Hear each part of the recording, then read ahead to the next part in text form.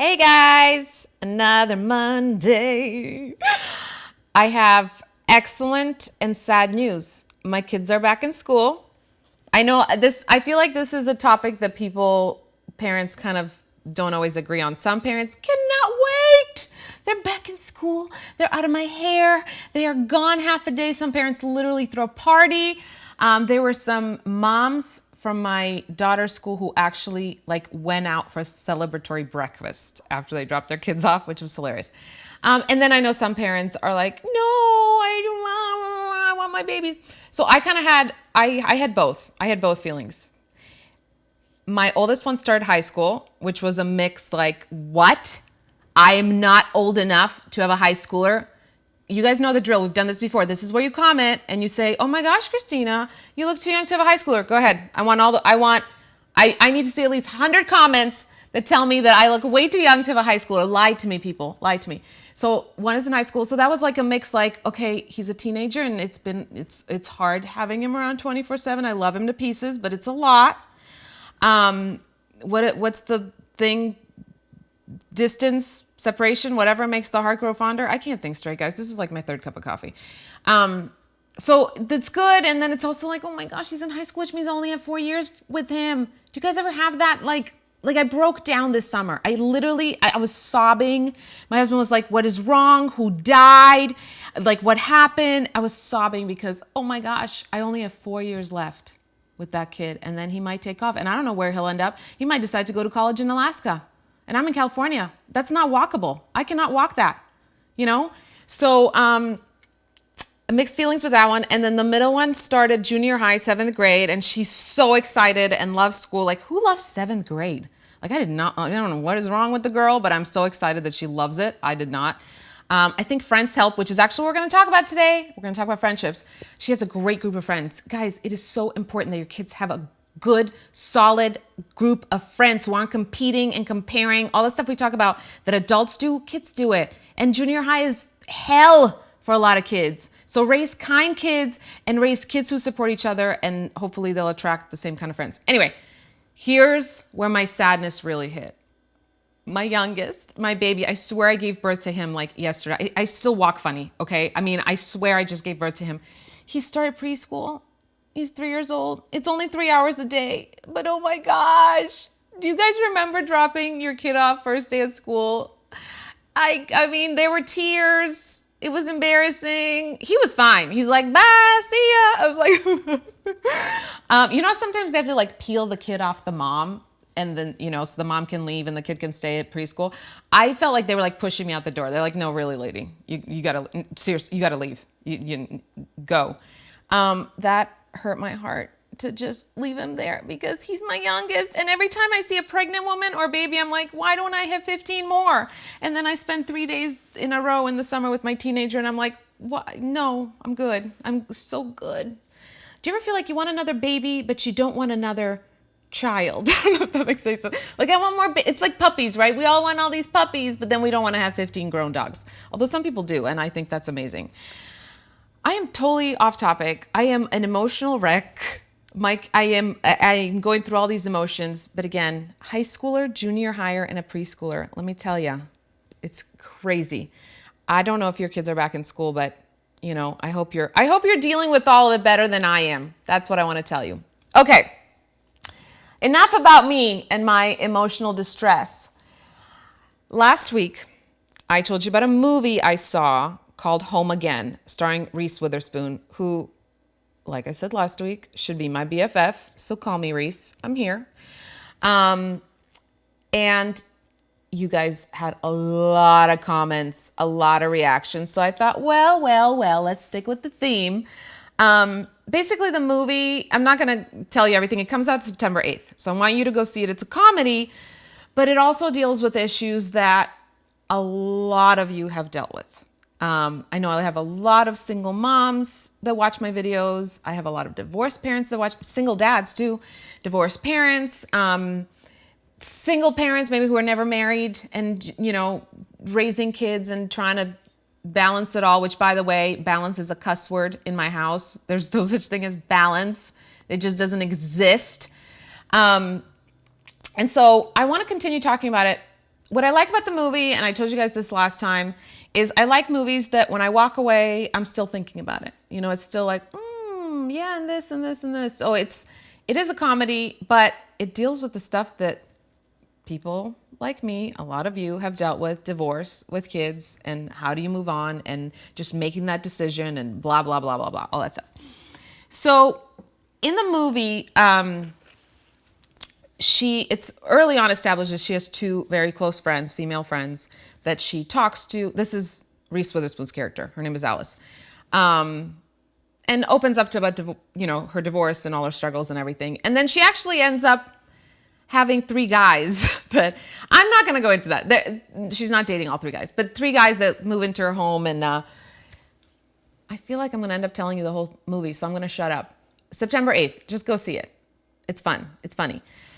So one topic I thought we could discuss today is that whole friendship aspect and how important it is to have a village around you when you are going through hell. It may not even be divorce. It may not be a breakup. It may not be single parenting. It could be anything. It could be anything. This is what I always say. We humans are not meant to go through this life alone. And I'm not talking about that you need a romantic relationship at all. I mean, we are not meant to walk through this life alone without any support system. This is really important. And I think a lot of times we start feeling like, if I can't do it on my own, if I can't handle my crap on my own, then, I'm inadequate, or I'm not good enough, or I'm not strong enough, it's crap. It's all crap. It's all lies. We need other people, and needing other people is not a bad thing. It's a good thing. We need community. We need a village. You know the saying, it takes a village. They talk about it takes a village to raise a child. It takes a village to survive life. It takes a village to get me out of the house in the morning and get me to survive the day. It takes a village. It takes a village. It takes me being able to call somebody up that I completely trust and go, you will not believe the latest. Have that, build that. And I think it's really important to know the difference between shallow friendships and real friendships, because there are a lot of shallow friendships. There are a lot. You know what I'm talking about. Give me a thumbs up if you know what I'm talking about. Shallow friendships. It's fun to hang out. I know them by name. We do some things together, but I can't really open up to them. They're closed off. Whatever. I can't trust them. You need more than those shallow friendships. Hanging out with someone does not make it a meaningful friendship. A meaningful friendship actually has to be created. It doesn't happen. So we're going to take a quick break because I really want to talk about this some more. And comment and tell me, do you have those meaningful friendships? And I know it's hard right after divorce. A lot of times friends take sides, right? They take sides. Okay, let's take a quick break and we'll continue. All right. So, meaningful friendships, those deep friendships where you can open up, you can be yourself. You're not worried about them showing up in your house and seeing the mess. I mean, this is how you know. This is a test. This is a test for whether this person is a real friend. When they tell you, I'll come by in 5 minutes, are you cleaning? Are you like, oh my gosh, are you plucking your chin hairs because God forbid they see them? Are you, putting dry shampoo in your hair? Are you like, oh, great, come and see my hot mess of a life? I mean, have friends that literally accept you the way you are, for who you are. That doesn't mean that they don't want you to grow when you need to grow. That doesn't mean they don't call you on your crap if you're being unkind or self-centered or whatever. But it just means that you don't have to pretend. Does that make sense? You don't have to be fake around them. Those friendships are important even when you're going through the best of days. But when you are struggling, when you are going through divorce, those are so important. They are so important. Hold on to those. When I went through my divorce, I experienced both sides. The bad side, the bad story or whatever, which I actually don't look at as bad now. I had a friend literally email me a few months after my divorce and say, hey, I really can't hang out anymore. your life is just like too dramatic right now and it's stressing me out and I really don't want any part in it. So all the best, but just don't call me anymore. And I remember reading that. Now, imagine, I'm newly divorced. I have 2 little kids. I'm depressed. I'm going through all the stuff that you people who have gone through these breakups with kids have gone through. And I get this email. At the time, I was like, oh my gosh. I know a lot of you are going to be like, that's so rude of her. I actually didn't even think that. My thought was, wow, I suck. I'm a loser. I not only did my divorce, not only did my marriage end, friendships are ending too. Great. I took it all on me. Do you know what I mean? I blame myself. Like, I wish my life was less dramatic. I'm sorry. 3 months in, I was blaming myself. So, that's going to happen. You're going to lose friends. You're going to lose people who just don't, they liked you when your life was perfect. They liked you when you were smiley, right? They liked you when you were at your best. And then the minute you're struggling, they bail. Those are not real friends. And by the way, when I look back now, I don't think, oh my gosh, I'm so sad I lost that friendship. I think that was the best thing that happened because I did not need anybody else that was hanging out with me, making me feel bad, making me feel like I needed to be fake happy. Fake happy sucks, by the way. Fake happy is exhausting. It is exhausting. So you need friends that you can vent to. Now, this is important. That does not mean marinating in it. There's a difference between I need to vent to you, I need to get it out, I need to cry, I need to eat a gallon of ice cream with you, and then let's try to find something positive to hold on to versus this, I am just going to sulk 24/7. I'm going to make it all about me. I am going to literally marinate. Picture chicken marinating in Italian dressing. This is what we do when we're miserable. We are the chicken and our misery is the Italian dressing. And we are going to sit there and sit there and sit there and sit there. And instead we need to be like, okay, I did a little marinating. Now I'm going to wash that off and I'm going to find something good in my day. So find those friends that you can just open up to and be honest with. We need other people. And here's a really, really, really important part about that. When we are struggling, we make it all about us.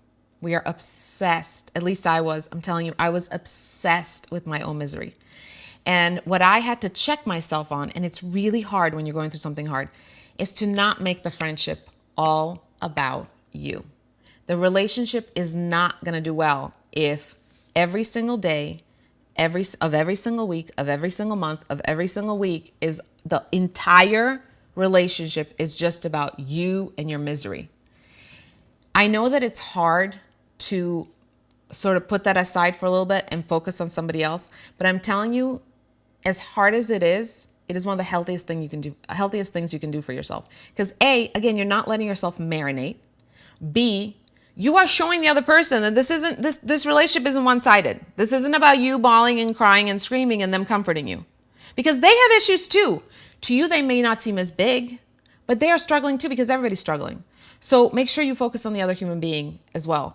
And I don't know if you guys saw my video about Wednesday night dinners that I threw. It's called Turning Point.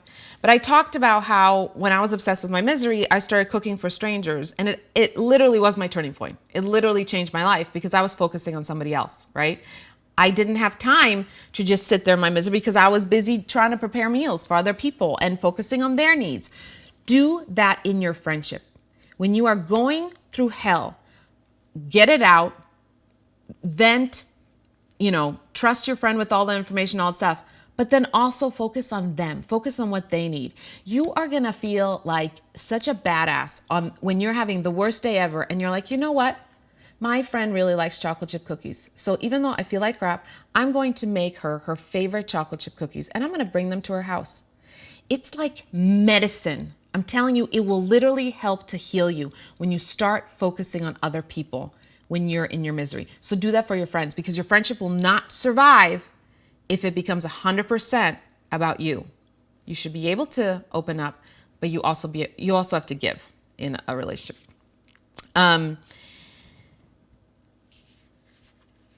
So I had that friend that basically dumped me.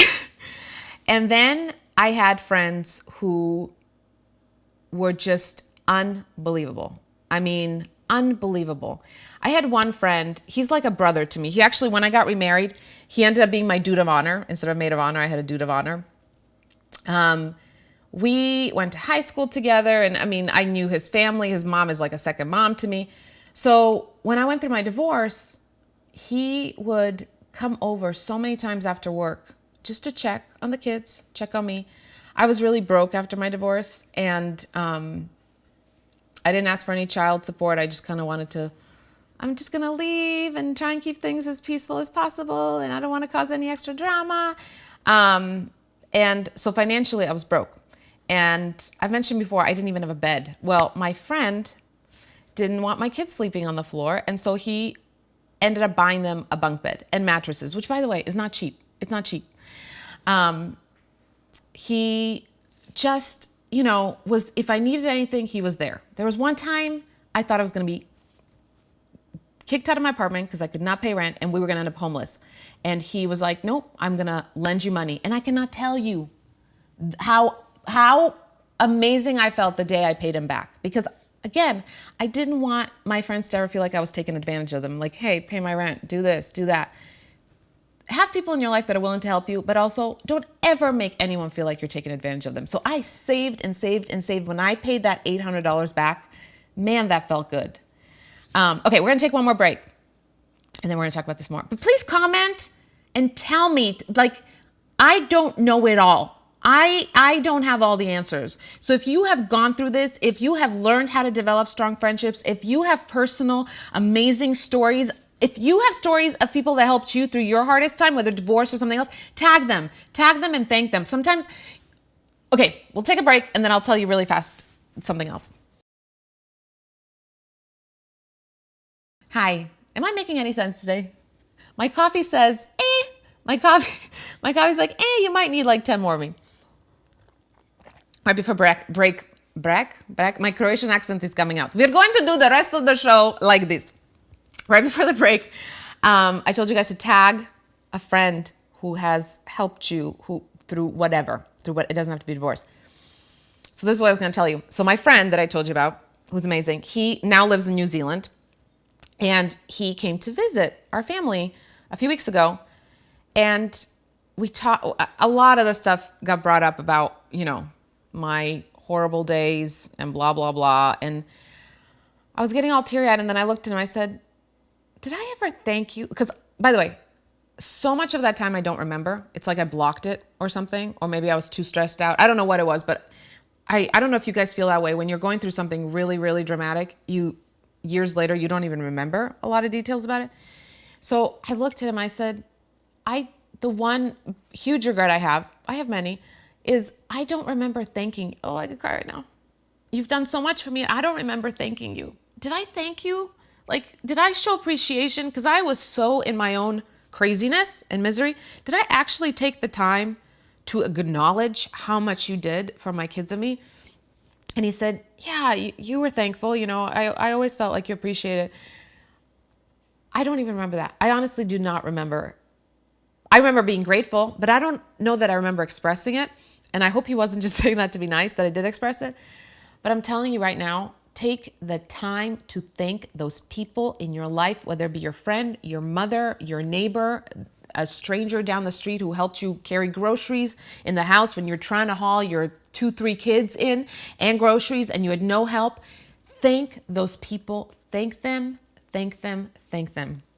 Because I think a lot of times, again, when we are in our own crap and our own misery, we don't even take the time to sit down and look someone in the eye and go, do you realize how much you've helped me? Do you realize how many days you got me through? Do you realize how much love and compassion you have poured on me and how much I needed it because I feel alone and I feel like a loser and I feel like crap and I feel unworthy of a solid friendship, and you have just given, and I so appreciate it. I am begging you right now, this is your homework. If you have a friend who has seen you through hell, call them up after this. Write them a card. Send them cookies. Do something. I don't care if it happened 13 years ago.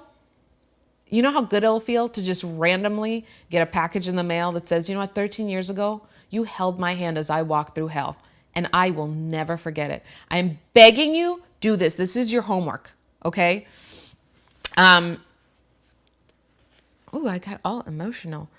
I really, really, really think friendship is so important, and relationships are so important. And again, when I say relationship, I don't mean romantic relationship, but we need other people in our life, which is another reason. Please stop comparing yourself to other people. Stop competing. Women do it more than men. I hate to say it, but it's just true.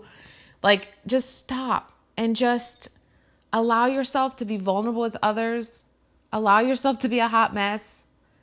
Give, don't just take in a friendship. Give, even when you're at your worst, give.